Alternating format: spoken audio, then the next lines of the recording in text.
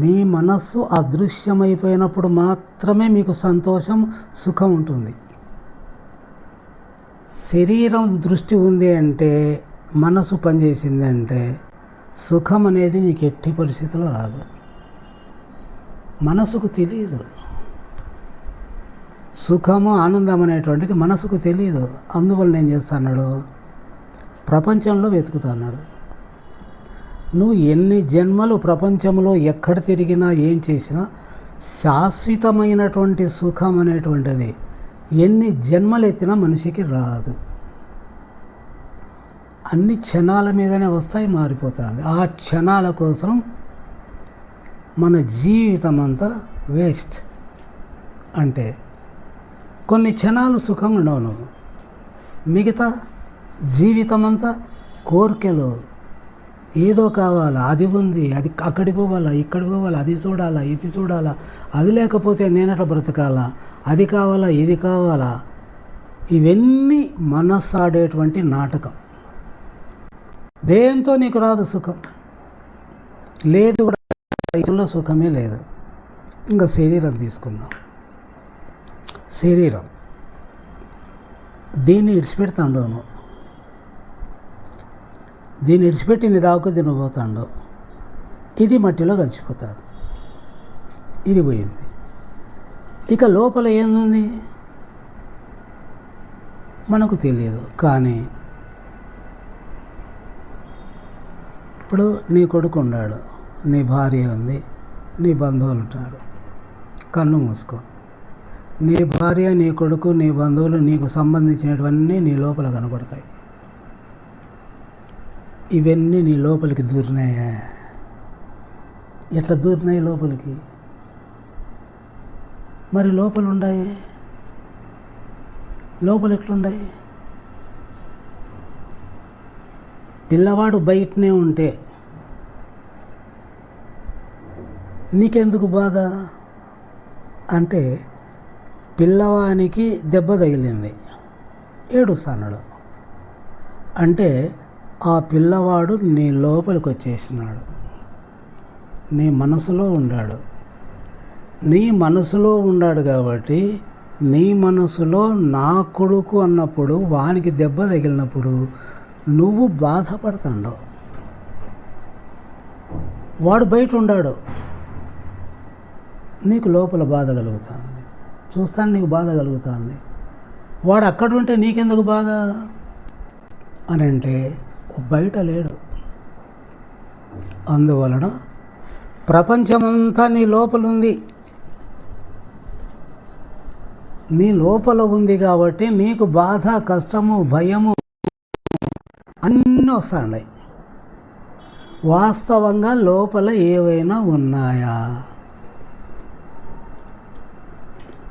ఏమీ లేవు. ఉన్నది ఒక్క దైవశక్తి మాత్రమే. నిన్ను ఏది నడిపిస్తుందో ఆ దైవశక్తి మాత్రమే ఉంది, ఇక ఏదీ లేదు.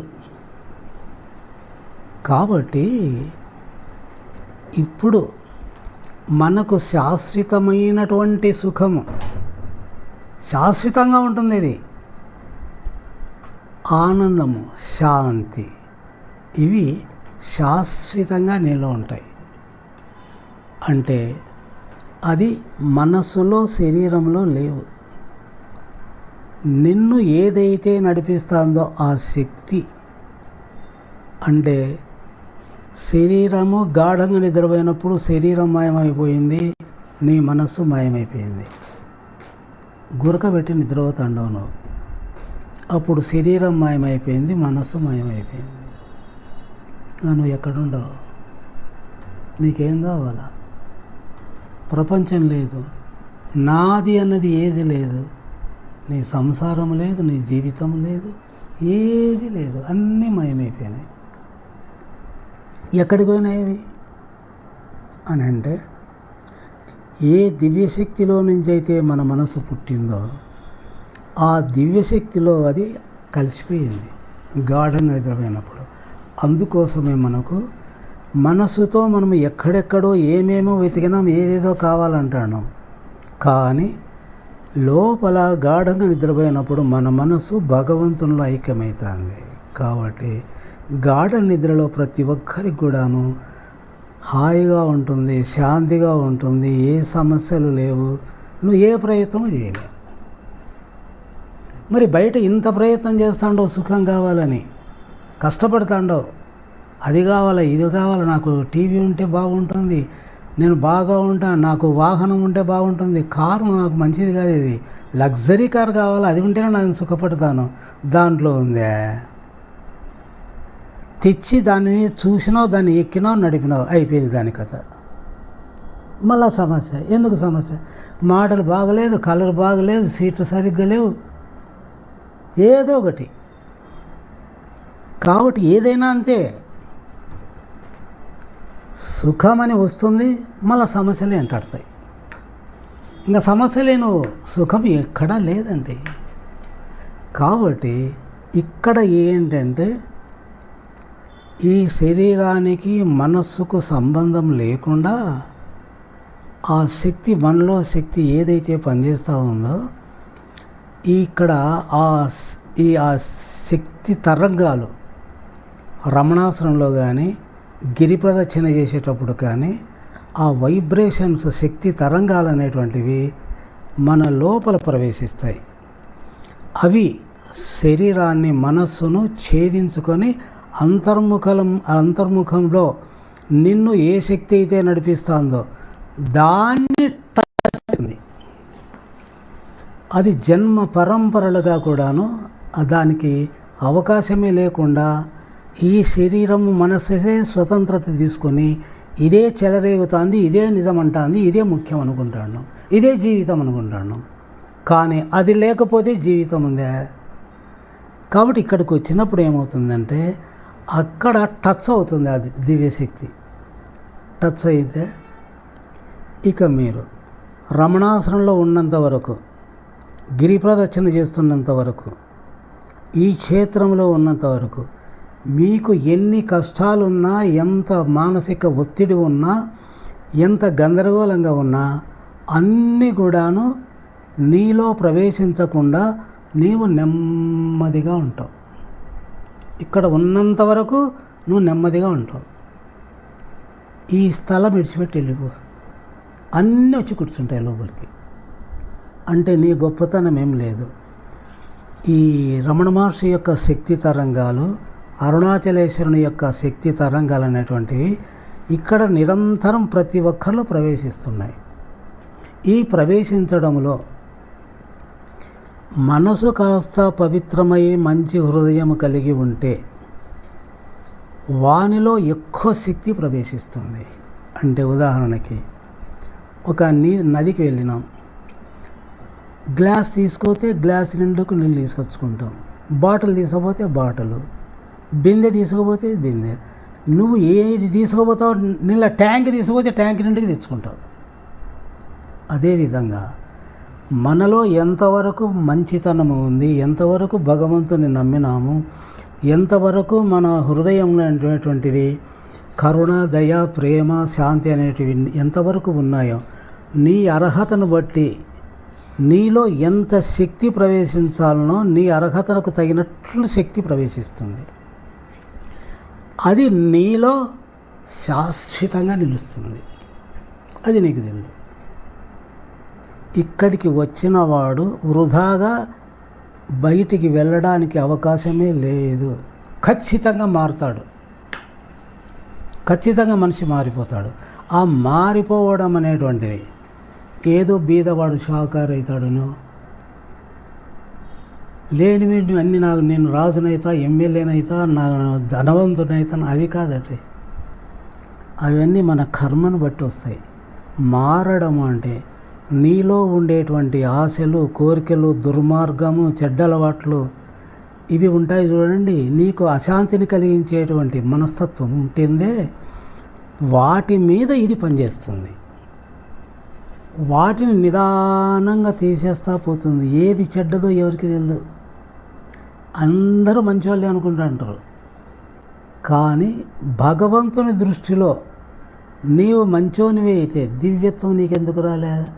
నిరంతరం నువ్వు ఎందుకు సంతోషంగా ఉండలేకపోతున్నావు? కాబట్టి నువ్వు నిరంతరం సంతోషంగా ప్రశాంతంగా ఉండడానికి లోపల నీ మనసులో ఏవి అడ్డు ఉన్నాయో వాటిని ఆ దివ్యశక్తి అనేటువంటిది వాటిస్తూ ఉంటుంది. కాబట్టి ఇంతకు మునుపు నీకు ఉండబడినటువంటి కష్టాలు సమస్యలు అవి క్రమేణా తగ్గుతా వస్తాయన్నమాట. ఎందుకంటే ఈ లోపల ఉండేటువంటిది దీని ప్రభావం దాని మీద పడుతుంది. అప్పుడు వాటికి బలహీనమైపోతూ వస్తాయి. అందువలన మొదట మీకు జీవితంలో ఎన్ని సమస్యలు ఉన్నా, మానసిక ఒత్తిడులు ఉన్నా అవి క్రమేణా తగ్గుతూ వస్తాయి.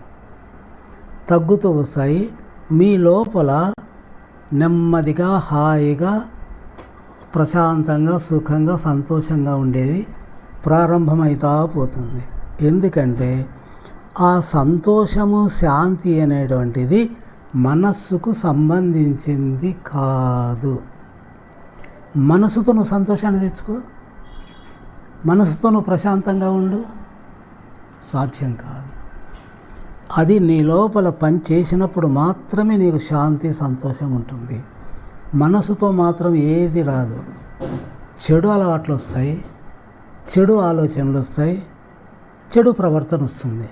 అంతేకాని ఏదైనా మంచిది నీకు సంతోషము శాంతి కలిగేది వస్తూ ఉందంటే అది నీ మనసుకు సంబంధించింది కాదు. అది లోపల నుంచి అది పనిచేస్తూ పోతుంది. లోపల నుంచి నీకు సంతోషము శాంతి వస్తుంది, కానీ బయట ఎక్కడా రాదు. నువ్వు హిమాలయాలకు పోతావు, ఎంత బాగుంది అంటావు, అంతే ఆకాశైపోయి. మరి నాకు చలి పెడతా ఉంది, పోదాంపా, నాకు తిండి సరిగ్గా లేదు, ఉప్పు లేదు, కారం లేదు, ఈ తిండి ఎట్లా తింటాం, అన్నీ ఇవే ఇంకా సమస్యలు. ఎక్కడ పోయిందో నీ హిమాలయాలు, నీ కథలన్నీ. కానీ ఇక్కడ అది కాదు.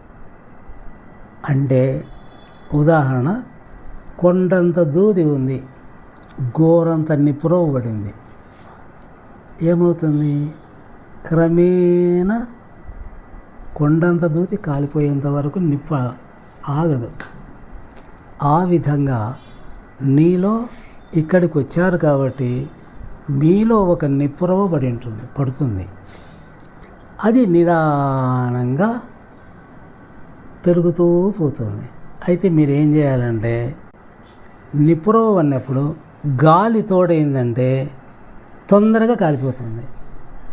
ఇప్పుడు మీరు ఇక్కడికి వచ్చినారు కాబట్టి అట్లా అరుణాచలేశ్వరుని కానీ, ఇట్లా రమణ మహర్షిని కానీ, వాళ్ళ స్మరణ కానీ, వాళ్ళను దృష్టిలో ఉంచుకొని కానీ మీరు కనీసం 2-3 నిమిషాలన్న ప్రొద్దున్నే లేస్తానే అట్లా మనసులో వాళ్ళని దృష్టిలో పెట్టుకొని కానీ, వాళ్ళను స్మరించడం కానీ ఒక 2-3 నిమిషాలు ప్రశాంతంగా నిర్మలంగా ఉంటే చాలు, మీ జన్మ ధన్యం. ఇక ఆ రోజంతా మీకు ఆ శక్తి తోడవుతుంది. నువ్వు ఏ పని చేస్తున్నా లోపల ఆ శక్తి మీకు తోడవుతుంది. లేస్తూనే నా కొడుకు ఎట్లున్నాడు, నా మగుడు ఎట్లున్నాడు, నా ఆస్తి వస్తుందో, ఈ పొద్దు లాభం వస్తుందో రాదో, నేను అనుకునేటివి జరుగుతుందో వెళ్ళదో అని నువ్వు అటువంటి ఆలోచనలు వచ్చినాయంటే లేచినప్పటి నుంచి నువ్వు సమస్య మీద దృష్టి పెడతాడు. ఇంకా నీకు రోజంతా సమస్యలే, సుఖం ఎట్లుంటుంది నీకు? కాబట్టి 2 నిమిషాలన్నా మనం నిర్మలంగా ప్రశాంతంగా ఉండేది నేర్చుకుంటే ఆ రోజంతా ఆ శక్తి మీకు సహాయం చేస్తూ పోతుంది. ఆ విధంగా మన జీవితంలో అదే మనల్ని మారుస్తుంది.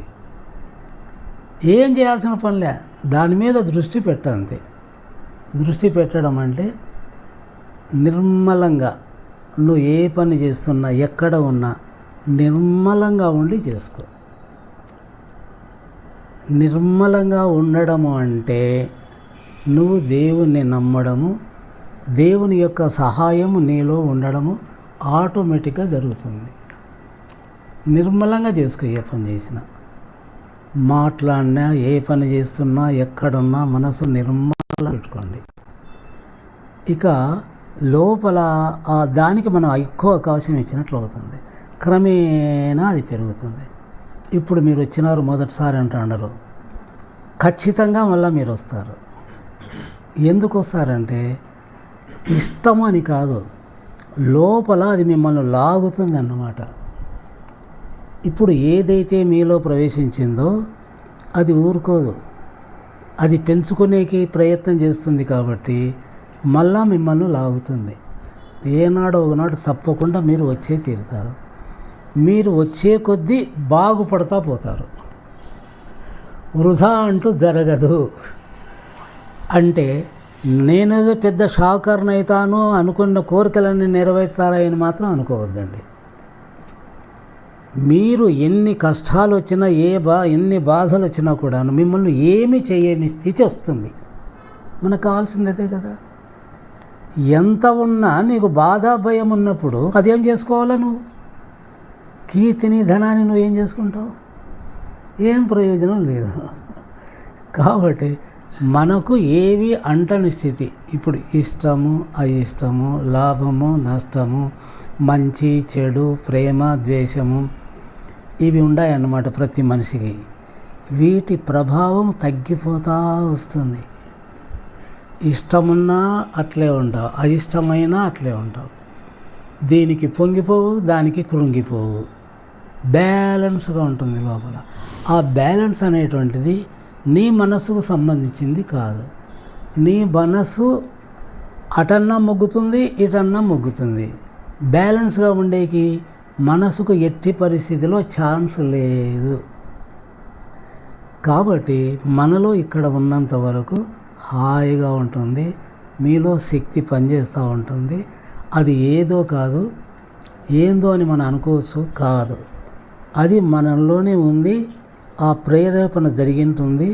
నిదానంగా మనం సరైనటువంటి జీవితము, సరైనటువంటి మనస్తత్వం అనేటువంటిది ఏంటి అనేది నిదానంగా మీకు అంతర్ముఖంగా అవగాహన అనేటువంటిది పెరుగుతూ వస్తుంది. చాలా హాయిగా ఉంటుంది. ఇప్పుడు మనం 15 నిమిషాలు మనం మాట్లాడుకున్నాం. హాయిగా ఉందా లేదా? ఎందుకు హాయిగా ఉందంటే మనలో ఆ పని చేస్తూ ఉంటుంది. ఉదాహరణకి నేనే ఉన్నా, నా జీవితంలో ఎప్పుడూ సమస్యలని కానీ, బాధలని కానీ, కష్టాలని కానీ నాకు తెలియదండి. మరి ఎందుకు నాకు తెలియదు అంటే 53 సంవత్సరాల కిందట ఇక్కడికి వచ్చిన నేను 1972లో వచ్చాము ఇక్కడికి. అప్పుడు నాకు అద్వితీయమైనటువంటి అమోఘమైనటువంటి అనుభవం నాకు కలిగింది. అంటే నా మనస్సుకు, నా శరీరానికి నేను వేరైనాను. ఆ భగవంతుడు నన్ను వేరు చేసినాడు శరీరం నుంచి, మనస్సు నుంచి. దానికి నాకు సంబంధం ఉండదు. కాబట్టి నేను ఎల్లప్పుడూ ఆనందంగా సంతోషంగా ఉంటాను. నాకు ఏదన్నా ఉన్నాయి, ఏమన్నా జరగని, లోపలికి మాత్రం ప్రవేశించవు. కాబట్టి ఇది నేను అనుభవంతో చెప్తున్న వేదాంతం కాదు. ఇది ప్రతి ఒక్కరి జీవితం గురించి, మనసుని గురించి మాట్లాడుతున్నాం అంతే. ఇదేదో దైవత్వం వస్తే మనకు అన్నీ పోతాయేమో, అన్నీ దూరం అవుతాయేమో, నేను సంసారం చేయలేనేమో, ఇవన్నీ వట్టి మాటలు. అన్నీ ఉంటాయి కానీ లోపల సంతోషంగా ఉంటావు. అన్నీ ఉన్నా కూడా లోపల ఎందుకు సంతోషంగా ఉంటావంటే దానికి అంటకుండా చేస్తుంది అన్నమాట. ఇవి ఏవి నీకు అంటకుండా నిన్ను ఎప్పుడూ హాయిగా సంతోషంగా ఉండేటట్లు చేస్తుంది ఈ శక్తి. అంతేగాని మనకు ఏ నష్టము జరగదు. ఈ నష్టము లాభం అనేటువంటిది మనస్సుకు, శరీరానికి సంబంధించింది. ఆ లాభ నష్టాలకు సంబంధమే లేదు. నిరంతరం హాయిగా బ్యాలెన్స్గా ఉంటే ఏమైంది. కాబట్టి చాలా సంతోషం మీరు రావడం. గిరి ప్రదక్షిణ చేసినారా? Very good, very good.